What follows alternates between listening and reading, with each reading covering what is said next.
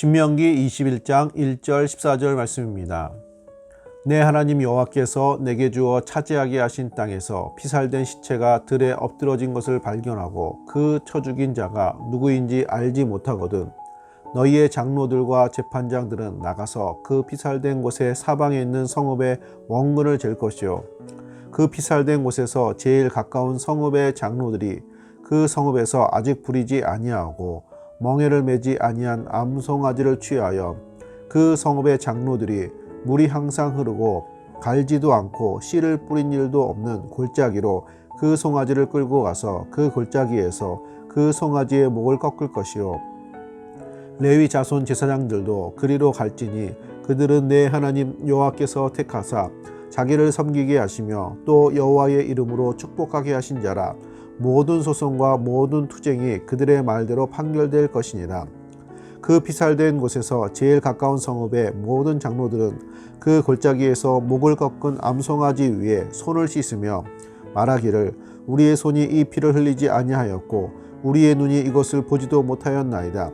여호와여 주께서 속량하신 주의 백성 이스라엘을 사하시고 무죄한 피를 주의 백성 이스라엘 중에 머물러 두지 마옵소서 하면 그 피 흘린 죄가 사함을 받으리니 너는 이와 같이 여호와께서 보시기에 정직한 일을 행하여 무죄한 자의 피 흘린 죄를 너희 중에서 제할지니라.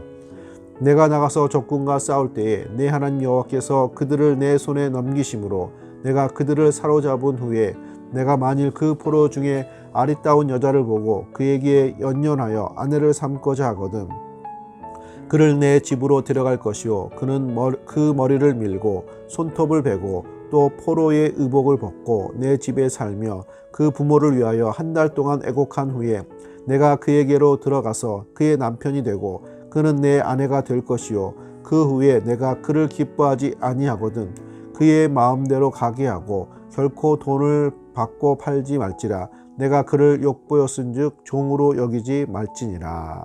아멘. 소중한 생명, 하나님은 우리의 삶을 통해서 하나님의 영광과 모습이 드러나기를 원하십니다. 오늘 범인을 알 수 없는 시신이 발견된 경우, 또 포로로 잡혀온 여인과 결혼하는 경우에 어떻게 해야 할 것을 말씀하시는 내용입니다.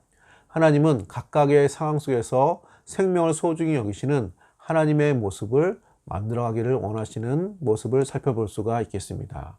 첫 번째, 생명을 책임지라고 말씀하고 계십니다. 1절에서 5절 말씀입니다. 범인을 알 수 없는 시체가 발견되었을 때 나오는 지침이 나오는데 살인은 큰 죄입니다.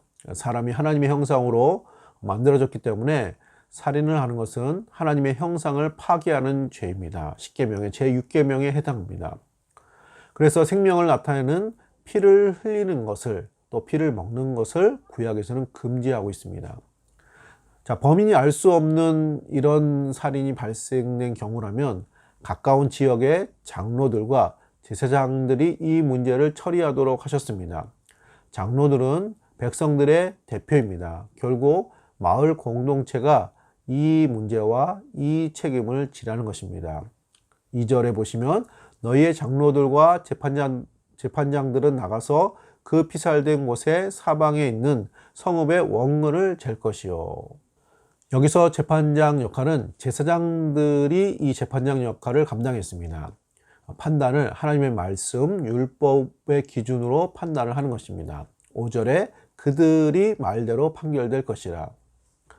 사랑하는 성도님들, 우리들은 우리 주위의 생명을 감당할 책임이 있는 것입니다. 삶의 문제, 또 사람들의 영혼 구원의 문제 등에 우리는 책임의식을 가져야 하겠습니다. 우리는 제사장 나라의 사명을 받은 하나님 백성으로서 우리는 그들을 위해서 기도해야 되고 섬김으로써 생명을 구원하시고 풍성케 하시는 예수님의 길을 또 가는 길에 동참해야 하겠습니다.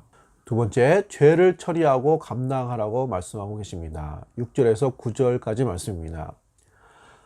범인을 알 수 없다고 해서 그냥 넘어가지 말고 속죄의식을 하도록 하셨습니다. 그 지역 장로들은 암송아지를 마련해서 그 암송아지를 잡고 그 피에 대하여 속죄의식을 행함으로 그 무죄한 피가 또 피해에 대한 대가가 또 속죄가 되도록 하셨습니다. 6절에 그 피살된 곳에서 제일 가까운 성읍의 모든 장로들은 그 골짜기에서 목을 꺾은 암송아지 위에 손을 씻으며. 자, 우리가 뉴스에서 보면 주위에 또 살인과 폭력과 많은 사건들이 나타나고 있는데 우리가 행한 것은 아닙니다. 그러나 그렇다고 해서 우리의 책임이 없다고 말할 수는 없습니다. 왜냐하면 그들은 다 우리의 이웃이기 때문입니다. 어떤 의미에서 이런 사회와 또 이런 세상을 만든 것이 바로 우리들이기 때문입니다. 따라서 우리는 이 문제에 대해서 기도하고 생명을 보호하고 또 존중받도록 결국 하나님께서 우리들을 하나님의 형상으로 회복하시는 이런 하나님의 뜻에 대해서 우리 책임감을 가지고 동참해야 될 것입니다. 세 번째, 부당한 대우를 하지 말아야 합니다. 10절에서 14절 말씀입니다. 전쟁에 포로로 잡혀온 여인을 이스라엘 백성들이 사랑하게 될 경우 그럼 결혼을 하게 됩니다. 그러면 포로로 잡혀온 여인이라고 할지라도 사랑해서 결혼하게 된 것이기 때문에 이제는 포로가 아니고 이스라엘 백성의 한 가족이 되는 것입니다. 그래서 머리와 손톱을 베고 또 이런 의식을 하는 것은 이제는 이전의 노예 포로 신분이 아니고 한 가족으로 받아들이는 의식을 행하는 것입니다. 만약에 여인과 다시 헤어지는 경우가 생긴다면 그를 다시 노예로 돌려보내거나 노예 취급을 하면 안 된다고 말하고 있습니다. 14절에 그 후에 내가 그를 기뻐하지 아니하거든 그의 마음대로 가게 하고 결코 돈을 받고 팔지 말지라. 내가 그를 욕보였은즉 종으로 여기지 말지니라. 힘없는 사람이라고 해서 노예라고 해서 부당하게 대하는 것은 하나님 나라에 합당하지 않다는 것입니다. 우리가 사는 세상은 여러 가지 기준으로 차별이 많은 세상입니다. 이것은 죄악의 한 증상이라고 할 수 있습니다.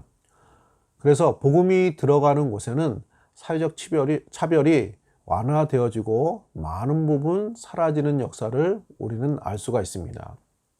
예수님은 살인하지 말라는 계명을 설명하시면서 사람을 미워하는 것까지도 이 계명에 담긴 내용이라고 말씀하셨습니다. 그만큼 사람의 생명과 영혼을 귀히 여기시는 하나님에 대해서 예수님이 말씀을 하신 것입니다.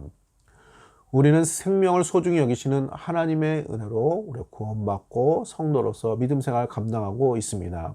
우리도 하나님의 자녀로서 하나님께서 이렇게 사람의 생명을 소중히 여기시는 이 마음과 이런 삶의 자세를 또 받아들여서 그런 삶을 만들어 가시고 또 생명을 소중히 여기며 또 하나님의 이런 놀라우신 이 구원의 일에 동참하시는 우리 성도들 되시기를 예수님의 이름으로 축원합니다.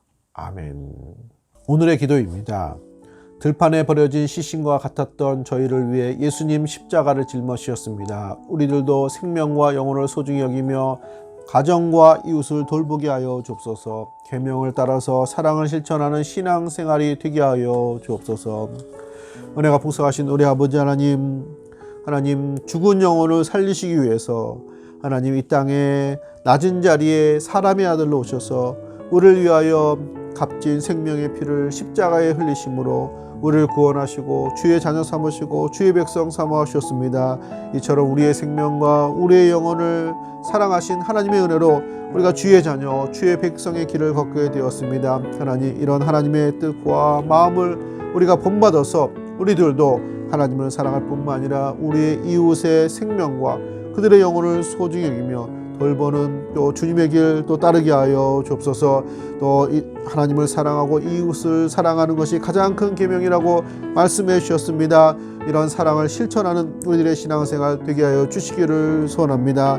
이 나라 또 이 사회 세상 곳곳에 있는 이런 모든 잘못된 것에 대해서 함께 또 아파하고 기도하고 이런 모습을 또 고치고 새롭게 되기를 바라시는 하나님의 은혜의 역사에 우리가 쓰임받고 동참하는 귀한 신앙생활 되게 하여 주시기를 하나님 소원합니다. 하나님, 코로나19로 인해서 우리 많은 사람들이 또 힘들어하고 있고 또 여러 가지 또 신앙적으로 또 위축되고 우리들의 많은 삶의 모습이 또 약해지는 이런 시기에 우리가 살고 있습니다. 함께 기도하며 또 서로를 돌보며 또 우리 이웃 가운데 어려운 사람이 없는가 또 살펴보게 하시고 오히려 이런 시간들을 통해서 예수님의 사랑과 그 은혜를 전하며 또 함께 기도하며 또 믿음의 모습 또 드러내고 만들어갈 수 있는 귀한 신앙생활 되게 하여 주시옵소서. 주의 말씀이 우리들의 모든 생활 속에 우리들의 모든 삶 속에 실천되어지기 원합니다. 그래서 하나님께 영광이 되게 하시고 이 땅을 하나님 나라로 만들어 가시는 하나님의 역사가 우리들의 손길을 통해서 이루어지는